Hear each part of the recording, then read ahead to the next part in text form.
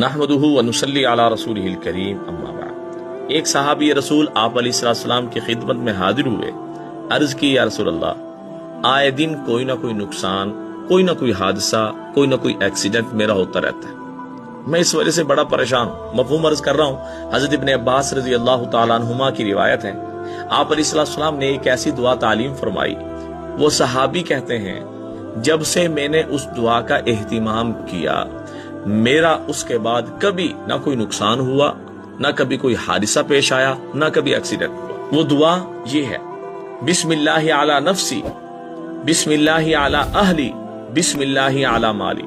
کیا مطلب کہ اے اللہ، یعنی گویا کہ جب بندہ یہ الفاظ پڑھتا ہے تو اپنے آپ کو، یعنی اپنی جان کو، اپنے مال کو اور اپنے گھر والوں کو اللہ کے پاس امانت رکھوا رہا ہوتا ہے۔ جو مرد عورت اس دعا کو پڑھ لے، موٹر سائیکل پر، کار پر سوار ہوتے ہوئے یا ہوائی جہاز میں سوار ہوتے ہوئے پڑھ لے، انشاءاللہ تعالی میرے نبی کی اس دعا کی یہ طاقت اور پاور ہے کہ اس کا موت تک کبھی بھی ایکسیڈنٹ نہیں ہوگا۔ اس دعا کا اہتمام کریں، صدقہ جاریہ سمجھ کے ضرور شیئر کریں، دعا میں یاد رکھیں۔ السلام علیکم ورحمۃ اللہ وبرکاتہ۔